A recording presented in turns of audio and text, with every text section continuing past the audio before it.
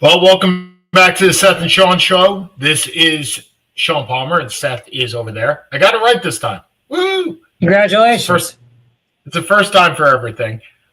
Week one of the NFL season, I actually picked 12 games correct against the spread this week. But even more impressive, Seth, out of 15 college games, I got 13 right this week. With the spread? No, just straight up. But it doesn't matter. Like, I'm second in overall Manhattan Associates. I am second in the college football pool. I didn't even know you were doing in college football.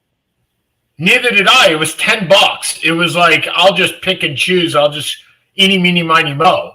And yeah, I am second overall, one game behind the leader, which is kind of impressive given that I know absolutely nothing about college football. Zero this year.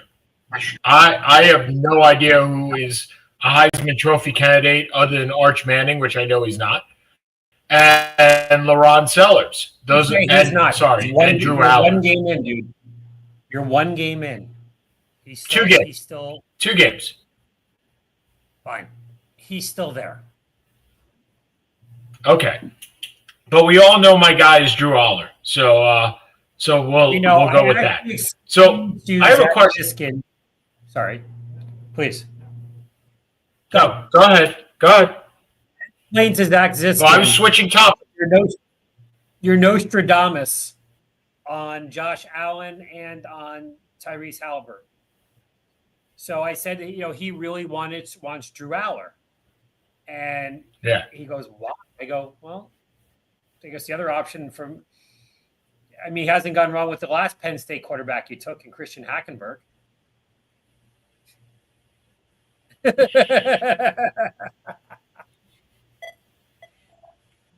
Yeah, well, that was a second-round pick. The last Penn State player that was taken by the Jets in the first round, do you know who that was? The last Penn State player taken by the Jets in the first round. Yeah, Ole, whatever, the offensive lineman they took last year. Yep. From Penn State? And before that?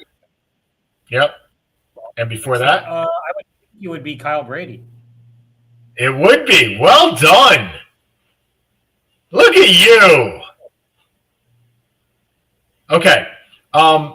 Before we go on to our main course of today, I want to ask you an updated question, and we have, for those that have been a fan of the show in the past, we played this game over the last 10 years. Seth and I have played this game. Now, Seth is probably twiddling his thumbs and wondering what game I'm talking about. But this is the game, Guess the Week of the Giants Quarterback. Oh, yeah, I'm familiar with it. So last year we played the Daniel Jones game, right? When was Daniel Jones going to be bubble wrapped? Before that, we played When Will Eli Manning Be Sat? And we played that game for Daniel Jones. So we will come back to the NFL, but I want you, Seth, to give it some thought while we go on. And we'll like I said, we'll come back as to the new game is when will Jackson Dart make his first appearance? And once he makes his first appearance, my thought is he will start. So my question to you is, we'll have the running game of when will Jackson Dart make his first appearance? Because the thought process going into this season, and granted, it's only been one game, I understand that, was that Jackson Dart was supposed to sit the entire year. Based on last week, that ain't happening. So we'll come back to that, though. All right. So for those that are unaware, a couple of people passed away in sports last week. If I was going to tell you there was a person that played 9 years in the NHL, won 6 Vezina trophies, a Calder Cup trophy, 6 Stanley Cups, had a career as a book writer, as a commentator, as a sports executive, was a politician named to the cabinet as Minister of Social Development for Canada, and went on to do, and was a lawyer. I'm sorry, was too bored as a hockey goalie after winning 6 consecutive Vezina trophies that he needed a new challenge, and he became a lawyer. You would think I'm talking about 4 different people in this type of lifetime. Yeah. I mean, I would think I was talking about 4 different people. Seth, this was the life of Kenny Dryden. Yeah. And it took me a little bit. Look, I growing up as an Islander fan, you knew Kenny Dryden because you knew the Montreal legacy that you were trying to, as an Islander fan, you were trying to supersede. So the Islanders won 4 straight cups. Before them, the Canadians had won 5 straight cups.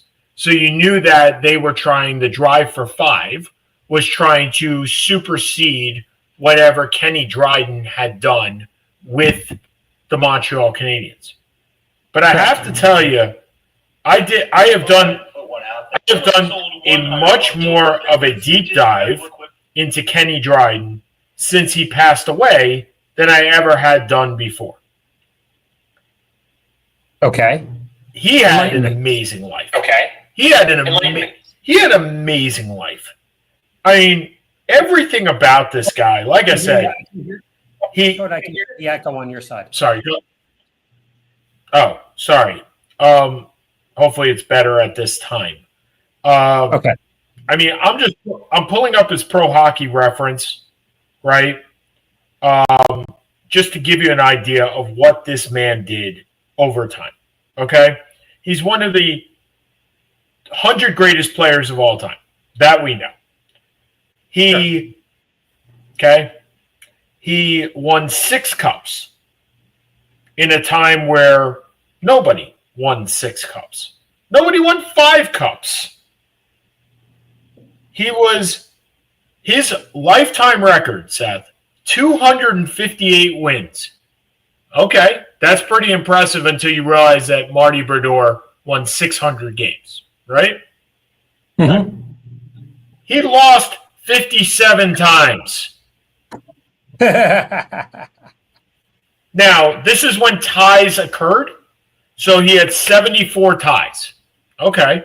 So 258, 57, and 74. That is Jeremy Roenick on NHL 92. Like, those NHL are the... 94. NHL 94, excuse me. There is no 92. 46 shutouts. A save percentage of 92%.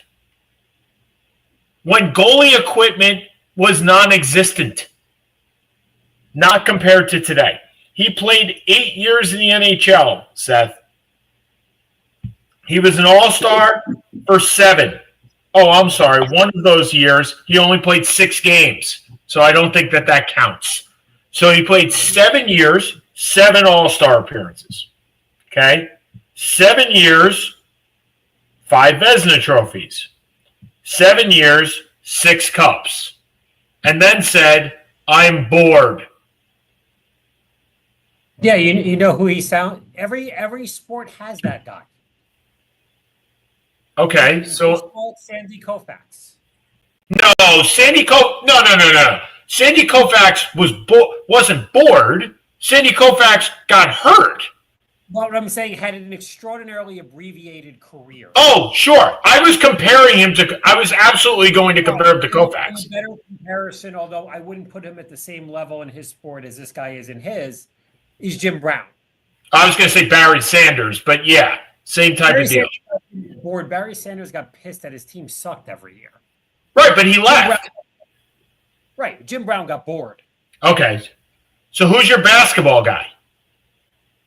I got to think about that one for a little bit. I only came up with this 15 seconds ago. I mean, it's Michael Jordan before he went to baseball. He got bored. He got bored. And then he got bored again. I mean, if a conspiracy theorists are all about, he didn't get bored, he got kicked out, but he got bored. But Kenny Dryden, I mean, the stats that this guy put up, he retires at 31. He retired at 31 years old and was like, I'm done. I got nothing. The similarity scores, and we all know I love similarity scores, are Tony Esposito, Henrik Lundqvist, Aaron Lumley, Roberto Luongo. Wait, who was after Henrik Lundqvist? Lundqvist, Eddie Jockman, Harry Lumley, Roberto Luongo, Jacques Plante. Who's Harry Lumley? Oh, he played in like the 50s. I know Giaca was the goalie for the Rangers in the 40s and 50s. Yep. But the thing about all these guys, Seth, Lumley played 16 years. Lundqvist played. This is only through the first 8 years. If Dryden played another 8 years, I mean, let's extrapolate that another 8 years. He's got over 550 wins. He retires with 5. But he retires with 5, and his last year, just to put this in perspective, is very Sandy Koufaxian, as you said. 30-10 in 47 games with a 2.3 goals against. And he won the Vezina. He went out winning the best goalie trophy because why not? And I mean, it's kind of like Ted Williams batting .340 and leaving, right? It's like, and I'll hit a home run on the way out because it doesn't matter, is I'm Ted Williams. Yep. But I think you're right. I think it's very Jim Brownish. I didn't think about Jim Brown, but it's very Jim Brownish. You go out in the highest of highs, right?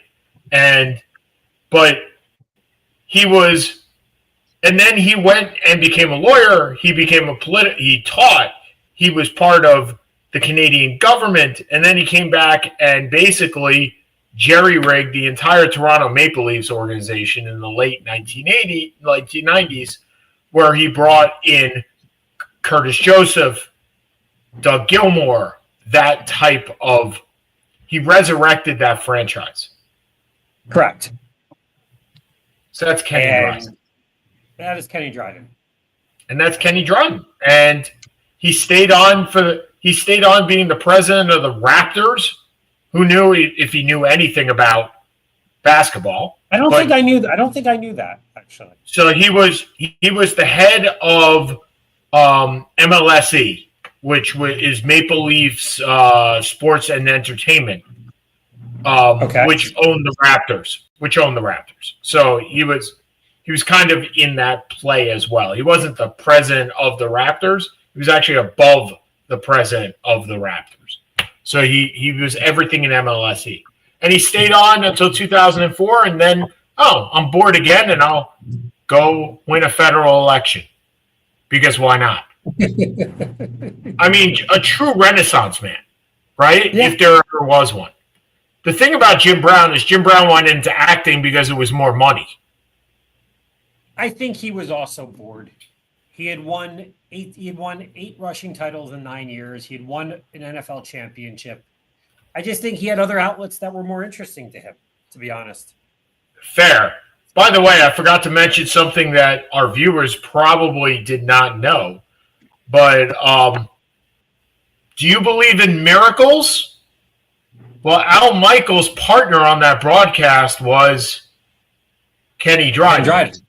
Yes. So, I mean, like, he was everywhere. And, so he was president of the Maple Leafs, by the way. So that's what happened. So, all right. So it's Kenny Dryden, right? Kenny Dryden passes away last week at age 78. Okay. The second guy, right? And again, we're going to get this more and more as we progress. We're in our 14th year here at Seth and Sean Sports, and every year, more and more, which is the way of life, people from our childhood pass away. I was watching last night. was it last night or this morning? A championship. Truth be told, it was the Lakers championship parade.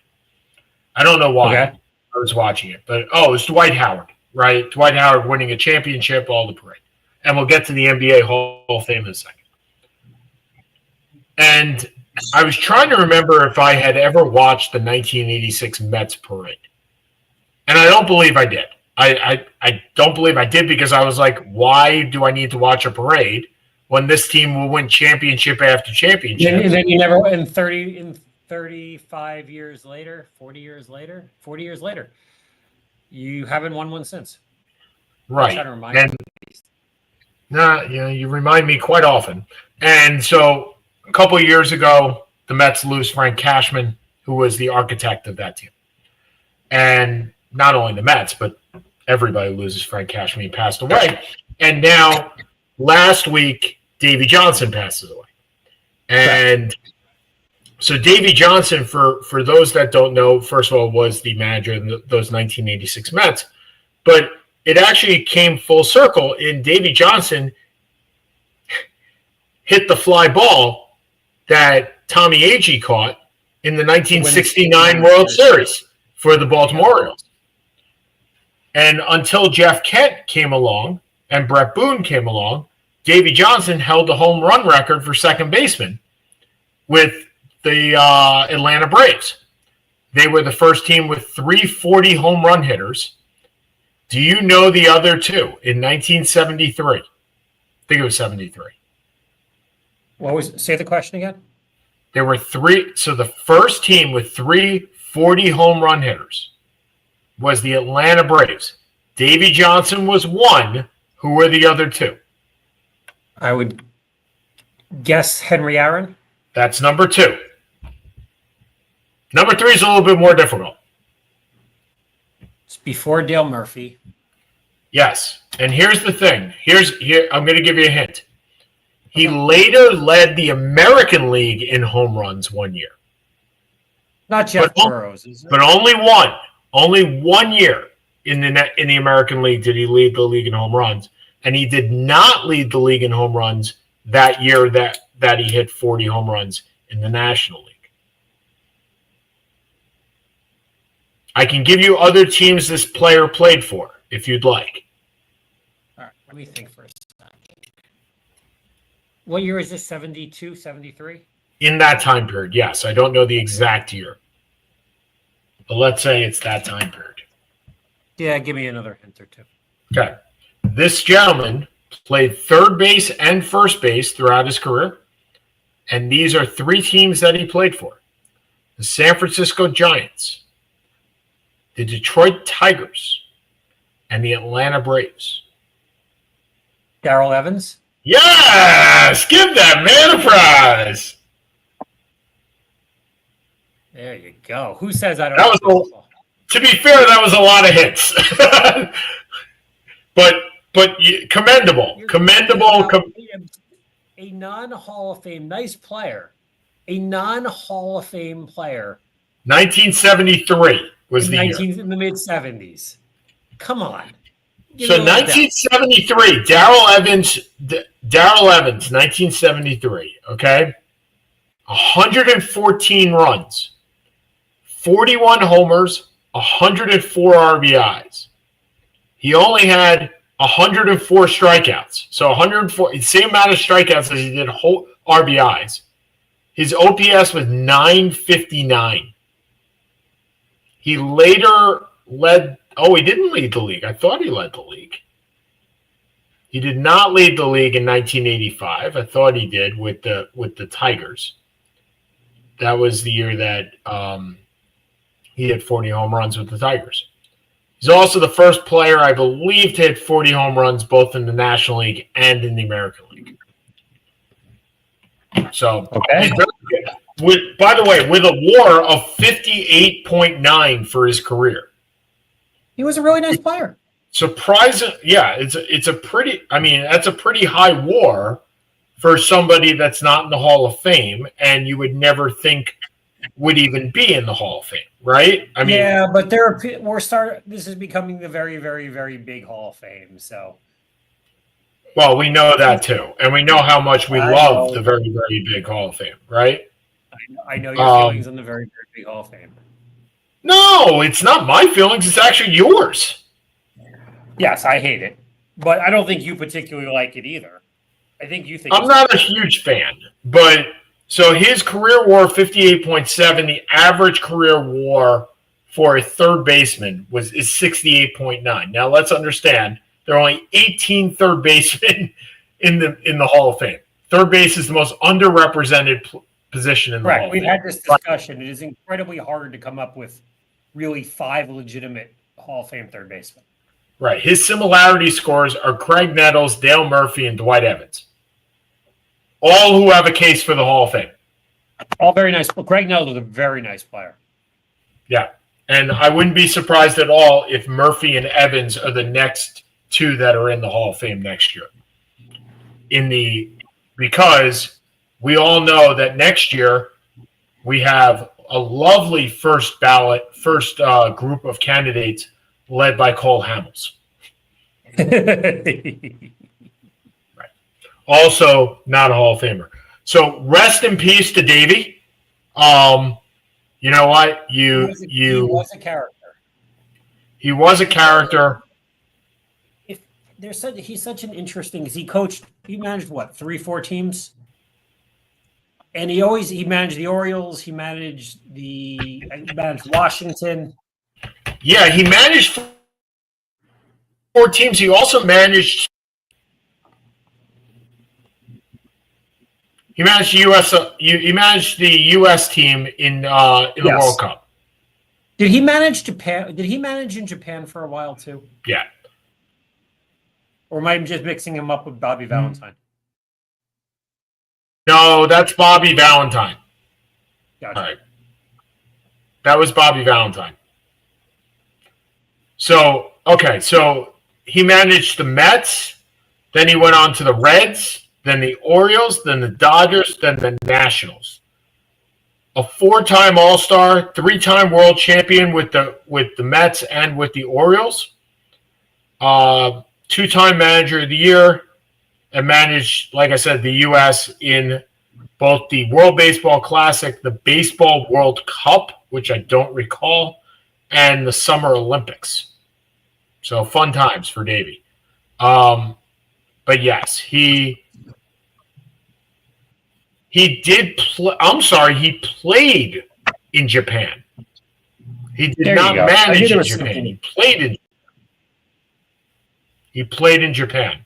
So he went to Japan and then returned. So after he had that home runs, so he hit 43, Evans hit 41, and Aaron hit 40. He was released 2 years later, went to Japan, and then came back and played for the Phillies.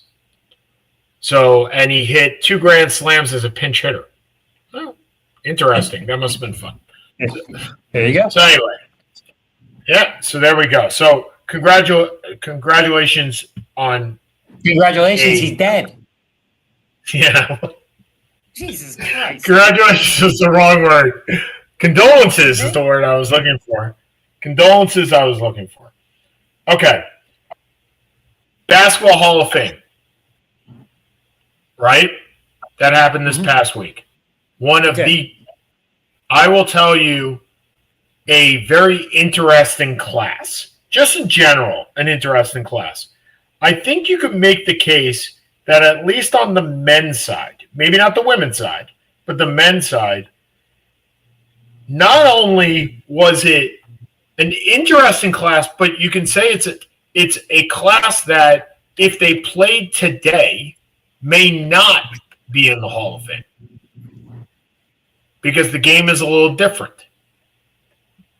So, and I know we've talked about this before, and a lot of this has to go, look, to be fair, remember, this is not the NBA Hall of Fame. And this particularly comes into play when we're talking about FIBA, right? We're talking about, more importantly, FIBA Melo. Because FIBA Melo was a lot different than NBA Melo. Correct. We've had this discussion before. Right. So, does Carmelo Anthony So I was listening to several podcasts today about FIBA Melo. And I think the comparison for me, and I know we've talked about Carmelo at length, but is George Gervin. I think he is the perfect comparison with Carmelo. As far as you score, you do very little else. He got 8 points. He averaged about 8 rebounds a game. He averaged 2.6 assists a game. He averaged 8 rebounds a game? Yeah. I'm surprised it was that high. That wouldn't have occurred to me. And then you have a guy like Dwight Howard, right? Now, was Dwight near 75? I don't think so, but he was probably pretty close. I don't think he had a peak long enough to really warrant it. I have no argument with him being a Hall of Famer. He was the best center of his era. It was not exactly a strong era in centers. Correct. But I'm kind of just looking. I'm looking up his stats because he had one year where I think he was second in MVP. So 5th, 4th, 4th, 2nd, 7th are your MVP balloting. That's a nice overview. Defensive Player of the Year 3 consecutive times. Yeah. So if you're looking at his comp, is his comp Dikembe Mutombo? He was a better scorer, I think, than Dikembe Mutombo because he averaged 3 or 4 times a year. 3 or 4 times, I think he averaged about 20. So I think he's probably above that. His comparison than Dikembe. His comparison, Seth. You want to take a guess at who 1, 2, and 3 are? 1 is a power forward. 2 and 3 are centers, according to Pro Basketball Reference. Dikembe should be there. Dikembe's probably there. Dikembe's number 9. Dikembe's number 9. Someone like a Carl. Really? Are they comparing him to a guy like Russell because of his defensive accolades? Nope. Russell's not even in the top 10. Remember, this is offense and defense. It's taking everything into account.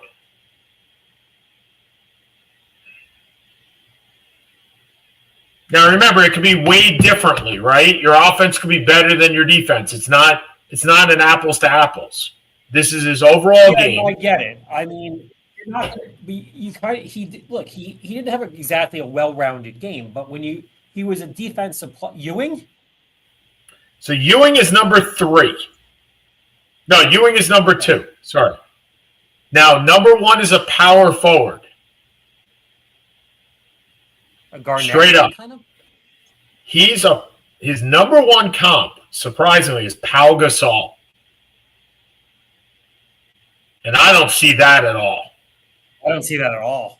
So 1 is Gasol, 2 is Ewing, 3 is Bob Lanier, 4 is Akeem Olajuwon, who I could see. I could see that. 5 is Walt Bellamy. 5 is Walt Bellamy, who you and I did not see. 6 is Dan Issel, you and I did not see. 7 is Robert Parrish. I could see him and Parrish being comps. Remember, it's based on stats, not based on everybody else that's on the floor. Then it's Moses, and I don't see that comp at all. Moses was so much better than him. Then Dikembe, and then Jack Sikma, who you know I have a soft spot for Jack Sikma. And always do. You just like the perm. The blonde him and Tom Chambers. So here's the thing. And here's the thing that got me. And this is where I can get around. First of all, according to Pro Basketball Reference, Dwight Howard, his first 2 years, played power forward. Not sure if he ever played power forward, but those are his first 2 years.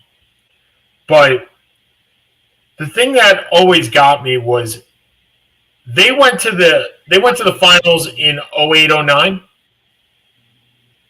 right? Those Orlando Magic. Yes. Yeah. Okay. So in 08-09, this is the roster that he went to the finals with, Seth, because Jameer Nelson was hurt that entire playoffs, right? He got hurt early. and he was out. Okay. So here is the rest of this team that he took to the finals.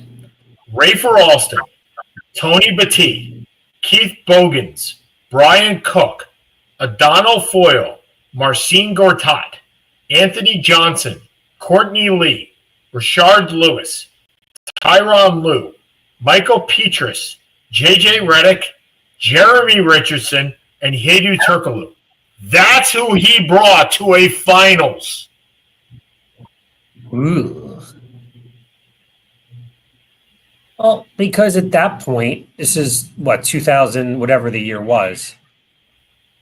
He was, for all intents and purposes, I think he was. This was his time where he was the second or third best player in the NBA. But that is an awful team to make the finals. Could that possibly be the worst team you've ever heard to make the finals? That's worse than the Knicks teams. That's worse than the Knicks teams. I mean, the only other team is the Knicks made the finals. The Rockets. In 73? No, the Rockets teams that they lost to Olajuwon. Oh, no, the Cleveland team in 07. With Boogie Gibson, with Daniel Gibson as the second best player. By the way, I'll give myself a pat on the back for that one, knowing that Boogie was the second best player.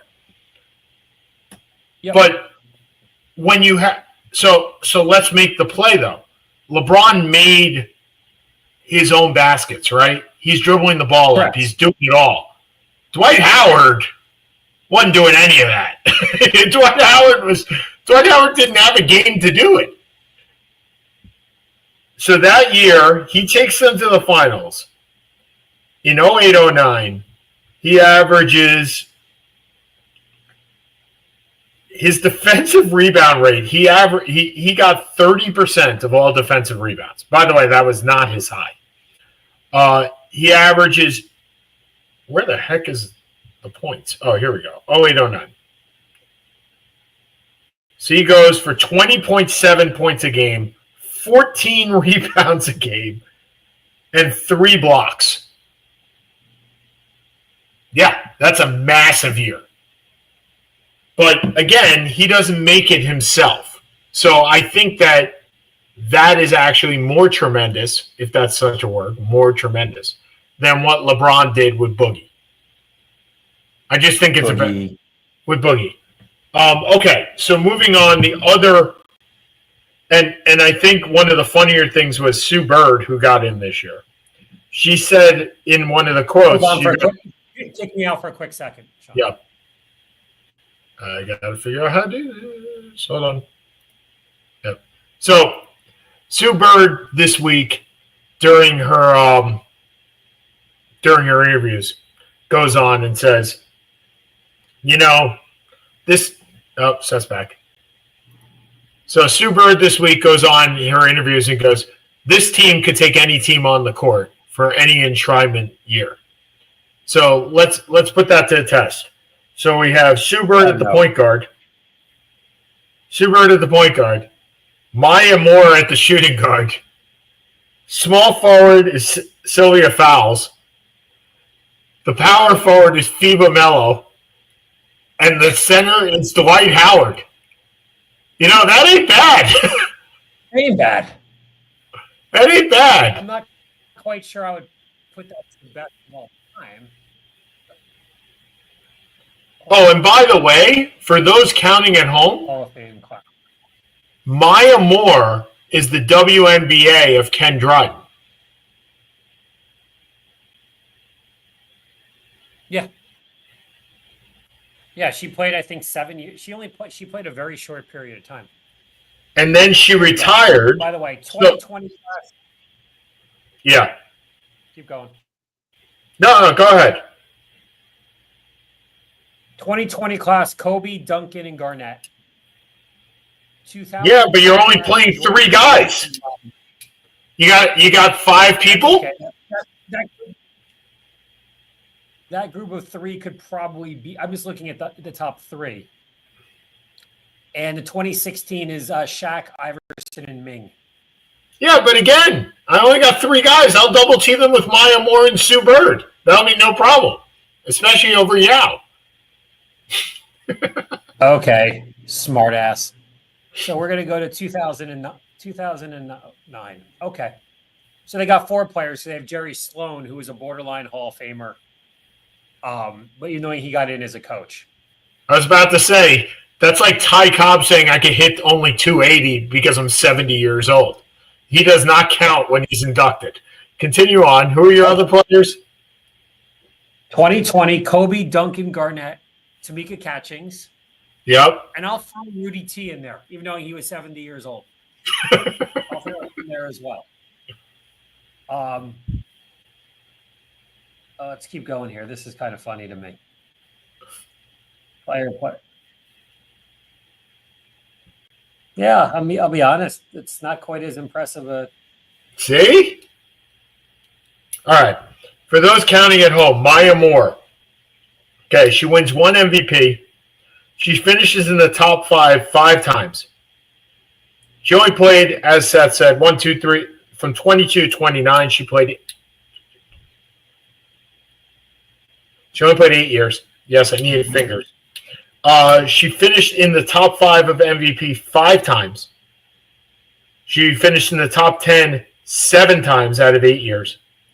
WNBA first team or second team 7 out of 8 years. And retires at 29 years old to be an advocate for social justice reform. Yep. Yeah, that is Ken Dryden. it's as close as you're going to get. And by the way, that's after her college career, where she may have been the best women's college player of all time. Where she wins 2 NCAA championships, 2 Olympic titles. By the way, failed to mention, she won 4 WNBA titles. Like, the concept of, the concept of I don't know how to lose, that's Maya Moore. I mean, she is the equivalent, I would say. By the way, she led Connecticut. We talked about winning percentage with Ken Dryden. Yeah, Maya Moore went 150-4 at Connecticut. All you can do is laugh. She won 97.4% of the time over 4 years. And a 90-game winning streak. You know who that is, Seth? That's Lou Alcindor. Yeah, that's Lou Alcindor. That's who it is. 90-game winning percentage. Like, how? How does that work? She was named the outstanding player once. She's the 9th leading scorer in NCAA history. Unanimous player of the year. Yeah. That all you do is win, win, win. Yeah, that's Maya Moore. All you got to do is win, win, win. So, and Sue Bird, I don't know, the only person to have a statue from the WNBA, not a bad deal. The fact that she went to my high school has nothing to do with that, but I was going to say one of your favorites. She is one of my favorites. It's funny how she and KG kind of became my favorites. But yeah, just an interesting class and one that you look back on and you go, wow. And Cynthia Falls, Sylvia Falls, excuse me. Sylvia Falls, you're like, oh, she's going in with these guys. Yeah. WNBA, she is the Dwight Howard, for lack of a better term, of the WNBA. 4-time Defensive Player of the Year. She led the Minnesota Lynx, 2 championships in 15 and 17. Named MVP of the WNBA Finals both times. Not a bad class. And she was 6'6". So she could guard Kobe. We don't have any problem with that. That matchup works. That matchup works. Okay. It is currently 5:40. We have 20 minutes to talk about the NFL Week 1. Before we get to the NFL Week 1, Seth, I would like to know when Jackson Dart is going to start. or play? Will it be week 2?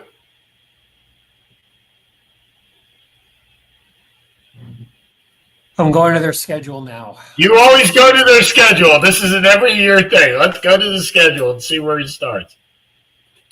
Let's go to videotape. Thank you, Warner. Thank you, Warner. By the way, if you haven't noticed, if you haven't noticed, I have not mentioned the Mets because they suck the last month and a half. So anyway, yeah, I know. All right. Their bye week. I think 11 out of 14, but that's okay. They have a kind of bye week after the Eagles game.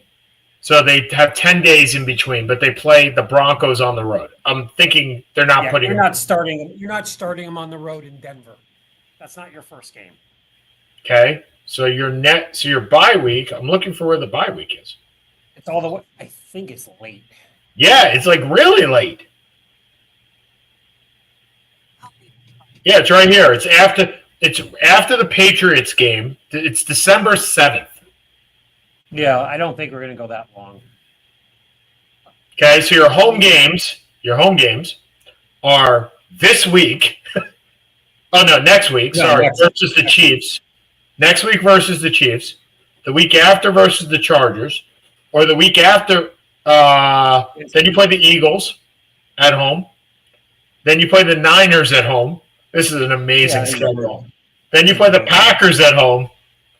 And then you're at your bye week for the next home game against the Commanders. So Nostradamus, where is he starting? I really want to see how this week plays. If it's not this week, I think I really, really hope they start Winston. So we're punting this discussion until next week. Yeah. Okay. I don't look. I can see them starting him against the Saints if it's really going to be that early. But I'm not. The offensive line was horrifying as usual, so it's kind of hard for me to really make the call on where it's going to be because. Look, what have been my feelings on Wilson? You know this. Yeah. You were not happy. No. I thought Wilson was a waste. But we got him. You might as well use him. And yes, we were crap last week, but let's be honest, the offensive line was crap.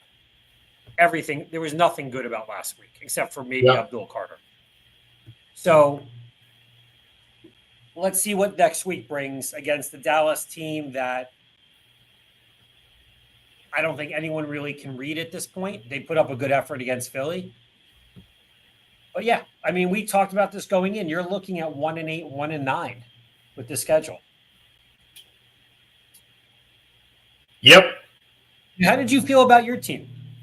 You had an offense for a change. Didn't expect you to score 30 on Pittsburgh. Didn't expect you to let up 30 to Pittsburgh either, but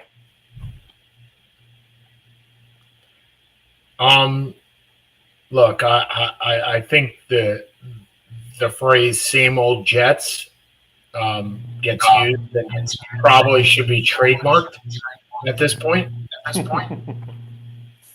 Xavier Gibson fumbling the ball and summarily this week getting cut.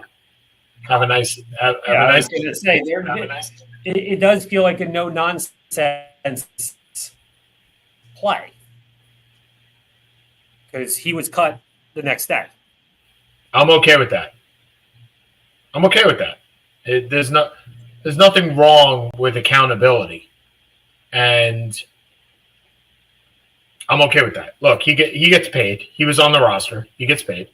Accountability is important. You have one job. Hold on to the ball. That's your job. You don't. I would love to know why Quentin Williams wasn't playing most of the second half. Did not look into that, but a little curious about that. The offense worked. No doubt, the offense worked. Defense did not. Not one bit. I'm getting the call from you know who. Give me two. Let me mute. You know who being Mrs. Kamens. Hold on, I gotta get him off. Hello, Mrs. Kamens. How are you today? Mrs. Kamens to the white phone. Mrs. Kamens to the white phone. No, the other white phone. Okay, so without Seth on, I'll give you the lowdown on the Jets. Offense worked very well. Running game was outstanding. Running game was absolutely outstanding. Passing game, not so much. A couple of good passes, but Justin Fields, outstanding runner. We saw that again. Garrett Wilson, thank you so much for showing up. You helped our fantasy team win week 1. So the Seth and Sean Fantasy League team wins week 1. So very happy about that behind Garrett Wilson and Jackson Smith and Najee. However, you cannot give up 30 points to Aaron Rodgers. You cannot give up 30 points to the Pittsburgh Steelers. And you must put pressure on him. And that was the problem. There was very little pressure on Aaron Rodgers, and hence he tore up the Islanders. Wow, it's just one team after another of mediocrity, but he tore up the Jets. So Seth's back in. Did Mrs. Kamens call the green phone, the blue phone, the red phone, or the white phone? You're on mute. I can take you off mute. All right, I took you off mute. She called the She called what? She called the bat phone. bat phone. The bat phone. Yeah, the bat phone. Did Commissioner Gordon answer? Is she Batman or are you? Wait, is she Batman or are you Batman? No, it does matter. That's an important question. There is an important distinction. Yeah. It does not matter. You know why you are Batman? And this is the first and only time I'm going to say you are the superhero in this relationship. Because she's the one putting out the bat signal for you to pick up the phone. So she's calling you and you're answering. So you are Batman. So congratulations. You are the George Clooney of Batman. Okay. For anybody that has seen all the Batman, we all know that George Clooney was by far the worst one, but definitely had the best costume according to most women. So congratulations. Congratulations on that. Okay. Is this where the show has gone to today? No, it went to that way because you got the bat phone. Okay. Surprises in week 1 for you. For me, it was Detroit's lack of offense. That was a surprise for me. I know you weren't so surprised based on our discussions. Caleb Williams looked fantastic and looked awful all at the same time. I was surprised by the whole thing by Daniel Jones. Yes. Well. So I think I was incredibly surprised by the ineptitude of Miami's offense. I thought, I guess we don't really need to talk about Tyreek Hill because who the heck wants to talk about Tyreek Hill? Correct. I think it was I think the Monday night game was the Sunday night game was great. The Monday night game was really good. It was a fun week. I'm not ready for football, but I'm glad it's back. Is the best way to put it. That Ravens game was fantastic. I guess we should have bid an extra couple points for Derrick Henry. Minnesota kind of came out of nowhere Monday night. That was fun, although not to the Bears fans. And we're a week in. I try not to really get too high or too low after a week. I don't see the point. You see, and I do. I like the getting high and the getting low after a week and seeing people overreact and see where we are. I think people are looking at the Giants and being, realistic.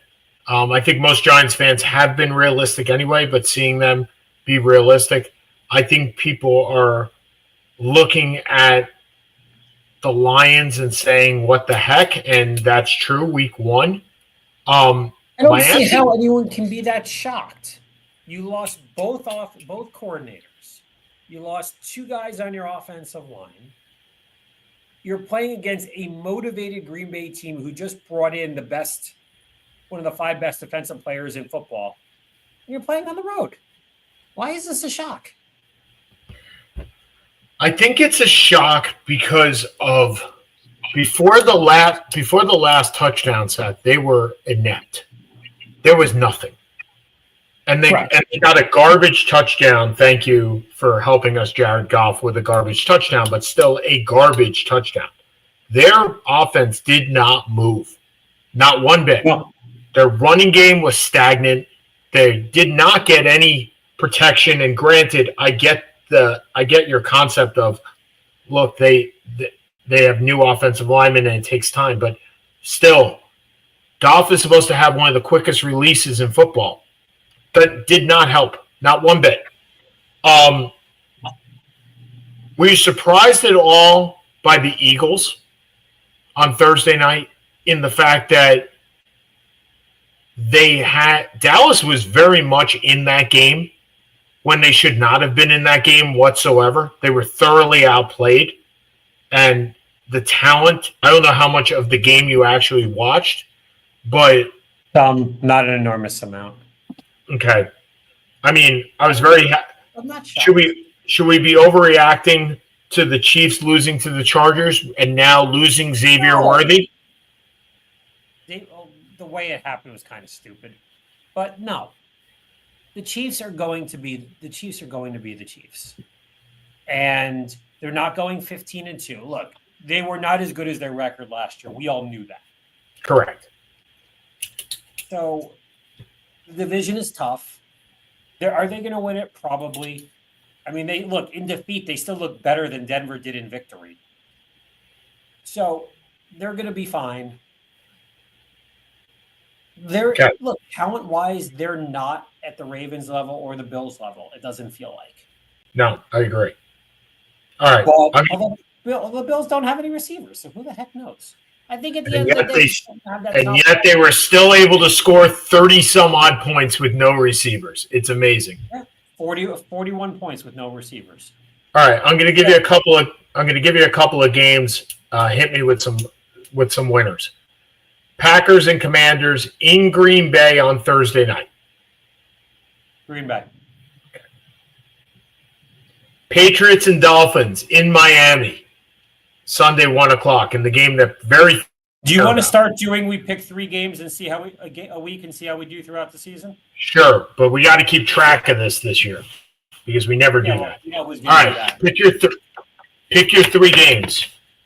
Oh, I'll pick 3 games and we pick who's. Are we picking with spreads? We're not picking with spreads. Okay. Spreads. All right. I'll pick the first 3 games. You pick next week's games. Okay. Lions and Bears. What's the spread? No, we're not doing spreads. It's just straight up. Oh, just Lions and Bears?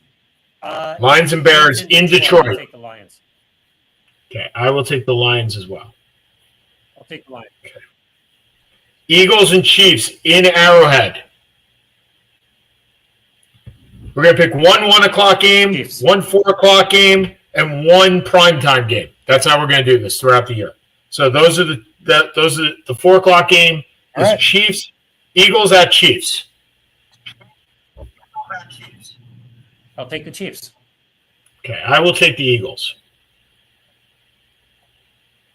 And the Chiefs go to 0-2. And I can't remember the last time they were 0-2. All right, a primetime game that I will pick will be Texans at home against the Bucs.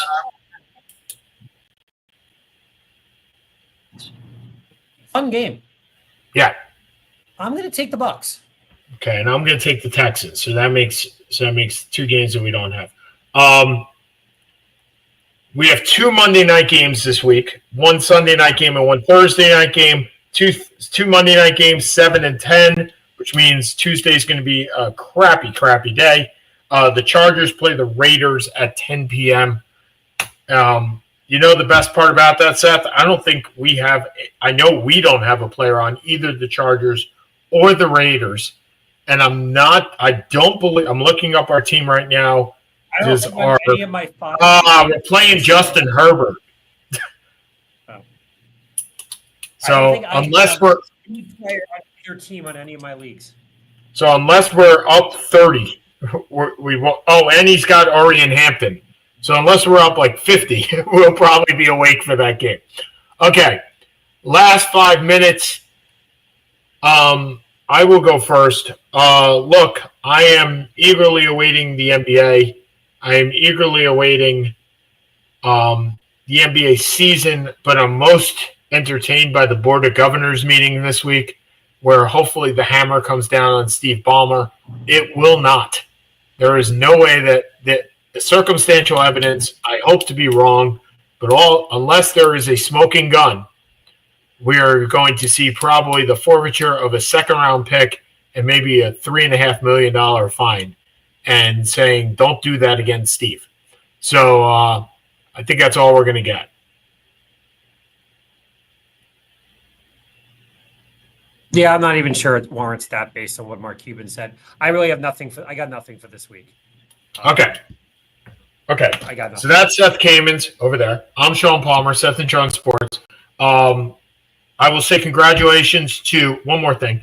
Congratulations to Syracuse Orange on beating UConn, but more impressive, Fran Brown, my guy, my coach, Fran Brown, did not like the way that they played. So in kudos to Herb Brooks, after the game, he lines up his players to do suicides after winning the game. They win the game, Fran Brown lines them up on the end zone, and they do suicides. How can you not love a coach like that? So I love him. I hope he still stays for next year. Seth Kamens over there. I'm Sean Palmer over here. Seth and Sean Sports. We'll see you guys next week. Have a good one, everybody. See you.